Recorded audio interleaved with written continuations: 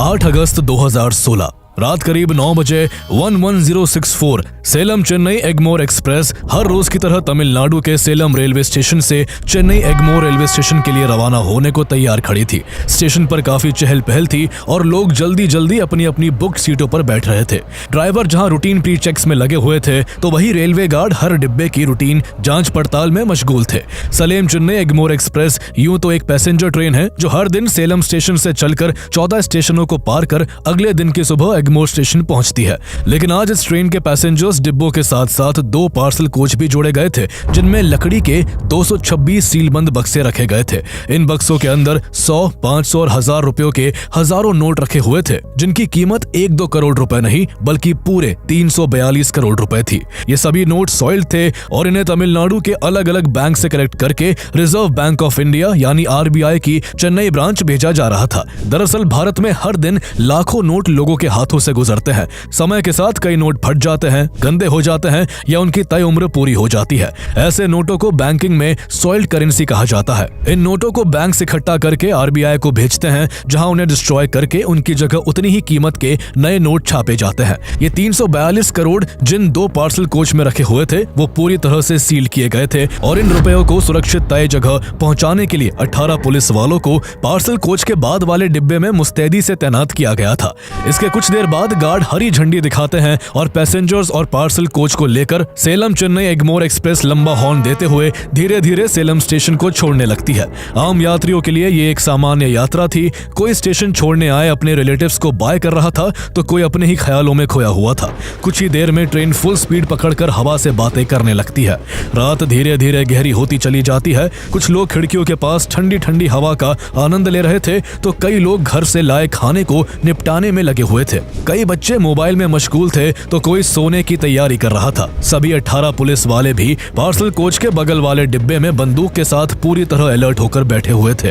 किसी को भी दूर दूर तक ये अंदाजा नहीं था कि रात के इस अंधेरे में इस ट्रेन की छत पर 5 ऐसे लोग भी सवार हैं जो कुछ ही देर में भारत के इतिहास की सबसे बड़ी ट्रेन रॉबरी को अंजाम देने वाले हैं। ट्रेन जैसे ही सिटी से निकलकर रिमोट इलाके में एंटर करती है, ट्रेन की छत पर मौजूद वो 5 चोर बहुत ही खामोशी के साथ पार्सल कोच की छत तक पहुंच जाते हैं और बैटरी ऑपरेटेड कटर से एक पार्सल कोच की छत को काटना शुरू कर देते हैं। उन चोरों को इस मौके का बड़ी बेसब्री से इंतजार था। उन्होंने इसके लिए कई दिनों तक स्टेशनों की काफी बारीकी से रेकी की थी और उन्हें इस ट्रेन की कोच पोजीशनिंग, सिक्योरिटी मैनुअल और RBI को पैसे भेजे जाने वाले दिनों की पूरी जानकारी थी। सेलम स्टेशन से एगमोर स्टेशन के बीच विरुधाचलम स्टेशन पड़ता है। उस समय तक सेलम से विरुधाचलम तक इलेक्ट्रिक रूट की फैसिलिटीज नहीं थी, इसलिए इन दोनों स्टेशंस के बीच सभी ट्रेनें डीजल इंजन के साथ चलती थी। इसके बाद विरुधाचलम स्टेशन पहुंचने पर डीजल इंजन को इलेक्ट्रिक इंजन से रिप्लेस कर दिया जाता था। इलेक्ट्रिक रूट पर ऊपर हाई वोल्टेज वायर्स होते हैं जिनसे जरा सी चूक पर करंट लगने का बड़ा खतरा रहता है। ऐसे में उन 5 चोरों को यह बात अच्छे से पता थी कि उन्हें जो भी करना है वो विरुधाचलम स्टेशन से पहले ही करना है। इसलिए 5 चोर बड़ी शिद्दत से पार्सल कोच की छत को चीरने में लगे हुए थे। पसीना बह रहा था, ट्रेन रफ्तार से हिलकोरे ले रही थी, लेकिन इसके बावजूद उनको ना तो गिरने का डर था और ना ही उनके हाथ कांप रहे थे। उनका निशाना उन करोड़ों रुपयों पर था जो उनसे बस कुछ ही फासले पर थे।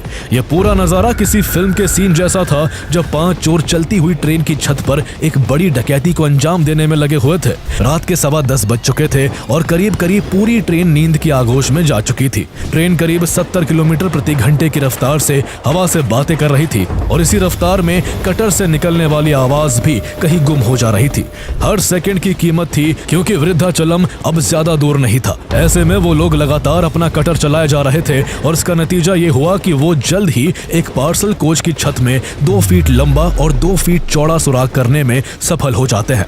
5 का चेहरा खुशी के मारे चमक उठता है और तभी उनमें से 2 लुटेरे बिना कोई आवाज किए रस्सियों के सहारे छत से पार्सल कोच के अंदर उतर जाते हैं जहां लकड़ी के बक्सों में करोड़ों रुपए रखे हुए थे। नीचे उतरने के तुरंत बाद दोनों लुटेरे पहले एक बक्से के ताले को तोड़ देते हैं और उसमें रखे सारे नोटों को एक लुंगी में लपेटने लगते हैं। उस बक्से को पूरी तरह से खाली करने के बाद वो एक एक कर 3 और बक्सों के ताले तोड़ते हैं और उनसे भी नोटों को निकालकर लुंगियों में भर लेते हैं। इस तरह वो कुछ ही देर में इतने पैसे लूट लेते हैं कि उनकी 6 लुंगियां उन नोटों से खचाखच भर जाती है। उनकी हसरत यूं तो और भी पैसे लूटने की थी, लेकिन समय तेजी से निकल रहा था और कुछ ही मिनटों में वृद्धाचलम स्टेशन आने वाला था। ऐसे में दोनों चोर ऊपर बैठे अपने साथियों को पैसों से भरी हुई लुंगियां पकड़ा देते हैं और खुद भी रस्सियों के सहारे पार्सल कोच की छत पर चढ़ जाते हैं। इसके बाद पांचों लुटेरे बेसब्री से वायलूर ओवरब्रिज का इंतजार करने लगते हैं, जहां उनके कुछ साथी पहले से ही वैन लेकर खड़े थे। वायलूर ओवरब्रिज वृद्धाचलम स्टेशन से कुछ किलोमीटर पहले पड़ता है और कर्व ट्रैक होने की वजह से यहाँ ट्रेन धीमी हो जाती थी। जैसे ही ट्रेन वायलूर ओवरब्रिज के पास धीमी होती है, पांचों लुटेरे पहले पैसों से भरी लुंगियां नीचे अपने साथियों की ओर फेंक देते हैं और फिर खुद भी ट्रेन से कूद के वैन में सवार होकर पल भर में रफू चक्कर हो जाते हैं। इतना सब हो जाने के बाद भी ट्रेन आगे बढ़ती रहती है और केवल एक कोच पीछे बैठे उन 18 पुलिस वालों को इस डकैती की कानों कान खबर तक नहीं लगती है। इसके बाद ट्रेन रात के 11 बजे वृद्धाचलम स्टेशन पहुंचती है, जहां डीजल इंजन को इलेक्ट्रिक इंजन से बदला जाता है और इन सब में करीब 1 घंटे का वक्त लग जाता है, लेकिन तब भी किसी को उस डकैती के बारे में कोई भनक नहीं लगती। इसके बाद सेलम चेन्नई एग्मोर एक्सप्रेस एक बार फिर अपनी जर्नी शुरू करती है और करीब 4 बजे अपने लास्ट स्टॉपेज चेन्नई के एग्मोर रेलवे स्टेशन तक पहुंच जाती है। ट्रेन के रुकते ही हलचल शुरू हो जाती है और धीरे धीरे सभी पैसेंजर ट्रेन से नीचे उतर जाते हैं। इसके बाद पार्सल कोच की सुरक्षा के लिए तैनात किए गए 18 पुलिस वाले भी नीचे उतरकर तय रूटीन के हिसाब से पार्सल कोच को घेर कर खड़े हो जाते हैं। उन्हें अब भी कोई अंदाजा नहीं था कि वो जिस पैसों से भरे डिब्बे की घेराबंदी करे हुए है, उसमें कई घंटे पहले ही डाका डाला जा चुका है। कुछ देर बाद वहां पैसों को लेने आरबीआई के ऑफिसर्स भी पहुंच जाते हैं।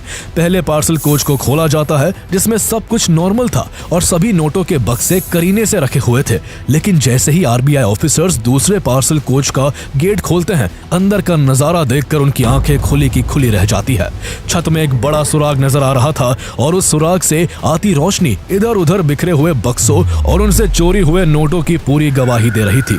फर्श पर कई 100, 500 और 1000 रुपयों के पुराने नोट बिखरे पड़े थे। ये साफ था कि ट्रेन की छत को काटकर कोई अंदर आया था और काफी सारे नोट लेकर चंपत हो गया था। इससे कुछ ही मिनटों में स्टेशन पर पैनिक फैल जाता है और तुरंत उन नोटों की गिनती शुरू हो जाती है। गिनती के बाद 5 करोड़ 78 लाख रुपए कम पाए जाते हैं। ये सुनते ही सुरक्षा में भेजे गए सभी पुलिस वालों और वहां पहुंचे आरबीआई अधिकारियों के हाथ पांव फूल जाते हैं। तुरंत जीआरपी, आरपीएफ और लोकल पुलिस को इस लूट की जानकारी दी जाती है और सेलम चेन्नई एग्मोर एक्सप्रेस को तुरंत सील कर दिया जाता है। यह भारत के इतिहास की सबसे बड़ी ट्रेन रॉबरी थी, जिसने पूरे देश को हिला दिया।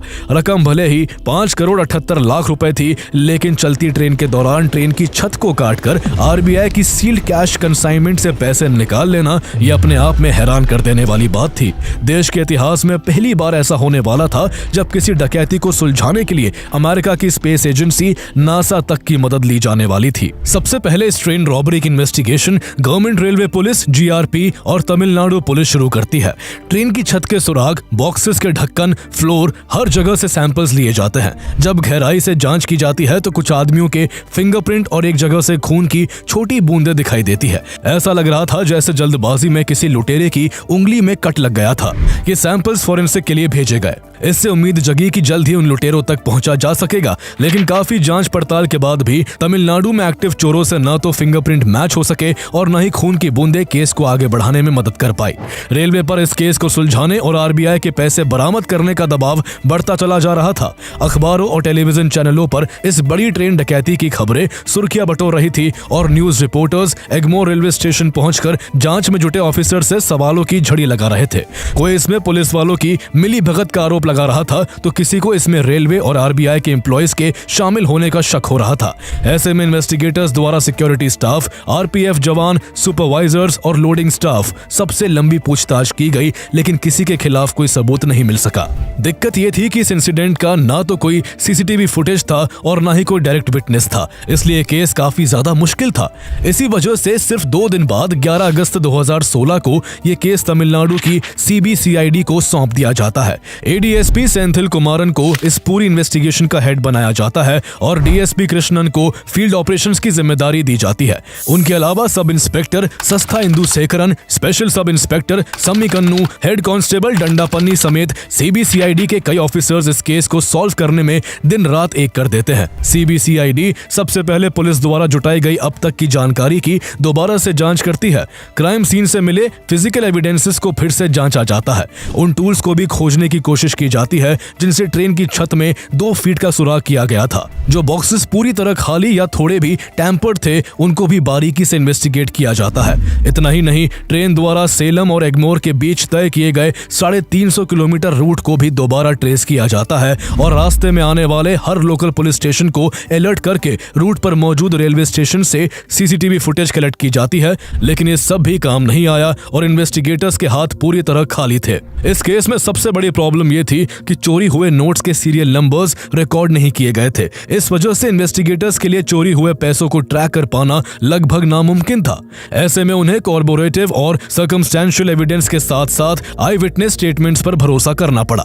इन्वेस्टिगेशन के तहत सीबीसीआईडी की टीम्स ने कई स्टेट्स का दौरा किया और उन्होंने 2000 से ज्यादा लोगों से पूछताछ की, लेकिन उन्हें कोई भी ठोस जानकारी नहीं मिल सकी। इस तरह लगभग 2 साल गुजर जाते हैं, लेकिन ये केस कहीं से भी सुलझता नजर नहीं आ रहा था।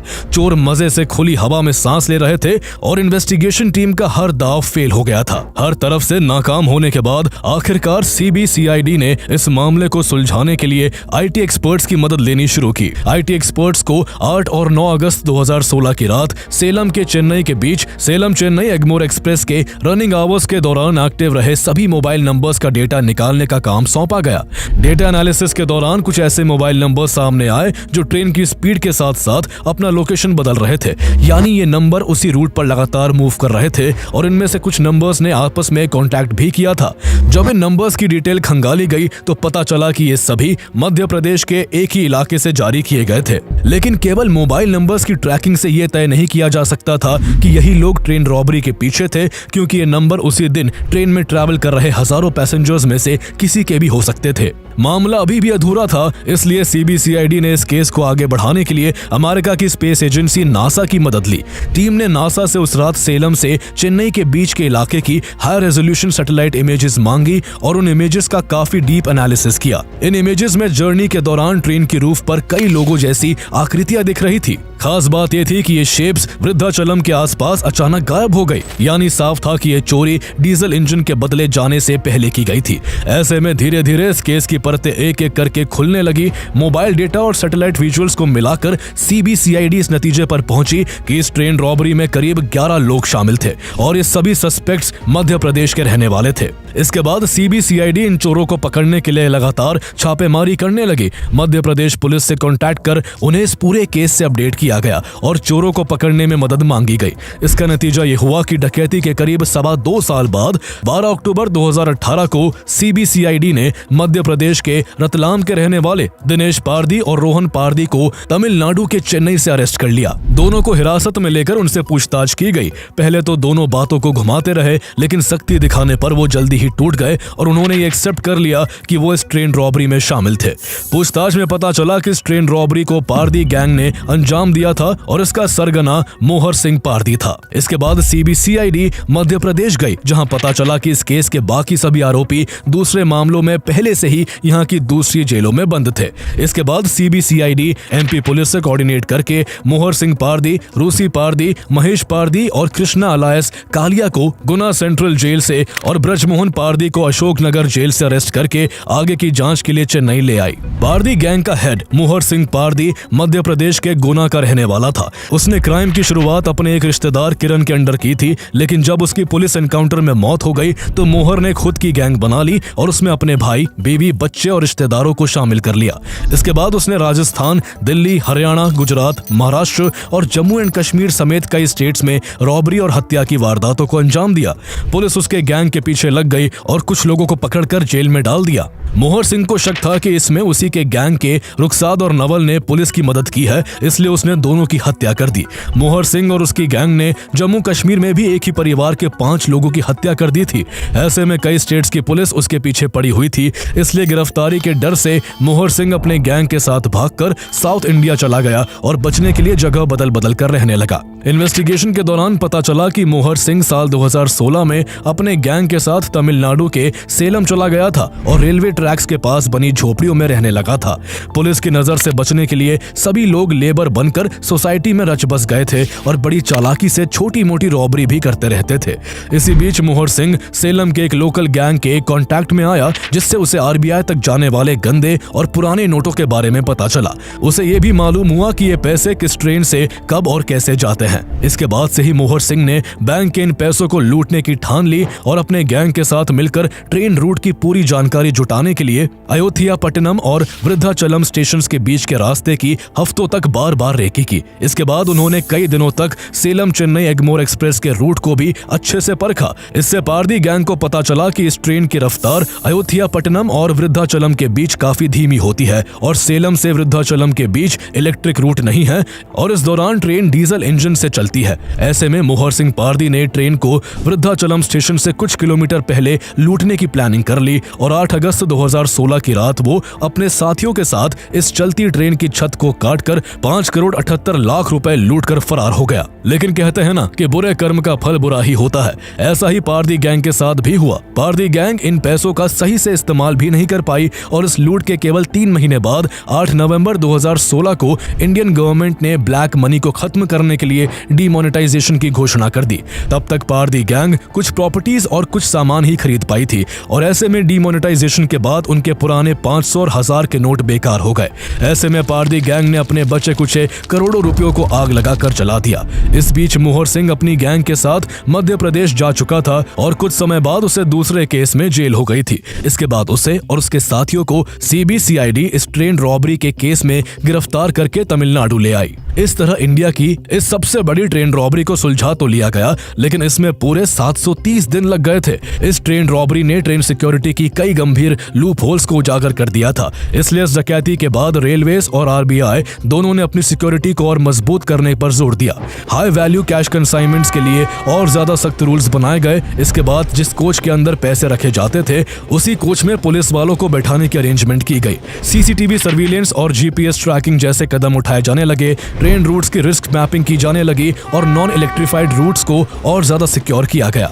लेकिन इस कहानी का सबसे चुभने वाला हिस्सा अभी बाकी था। अनफॉर्चुनेटली हमारे देश का कानूनी सिस्टम अपराधियों के लिए लूप होल से भरा हुआ है और यही वजह है कि इस ट्रेन रॉबरी के मास्टरमाइंड मोहर सिंह पारदी को 2021 में एविडेंस की कमी का हवाला देकर बाइज्जत रिहा कर दिया गया। जेल से निकलने के बाद उसने और भी कई क्राइम्स को अंजाम दिया और हाल ये है कि आज उसके खिलाफ भूमि अतिक्रमण, इल्लीगल कंस्ट्रक्शन, रॉबरी और हत्या जैसे गंभीर आरोपों के लिए 50 से ज्यादा एफआईआर दर्ज है। लेकिन हैरानी की बात यह है कि आज भी वो पुलिस की गिरफ्त से बाहर है। सवाल ये उठता है कि अगर 50 एफआईआर वाला शख्स भी सबूतों की कमी से छूट सकता है तो फिर आम आदमी न्याय की उम्मीद किससे करे। अगर आपको ये रॉबरी स्टोरी पसंद आई तो आपको दुनिया की सबसे मशहूर पेंटिंग मोनालिसा की चोरी की कहानी भी जरूर देखनी चाहिए। फ्रांस के सबसे सिक्योर म्यूजियम से दुनिया की सबसे कीमती पेंटिंग कैसे, किसने और क्यों चोरी की, ये जानने के लिए हमारी पिछली वीडियो जरूर देखें, जिसका लिंक डिस्क्रिप्शन में मिल जाएगा।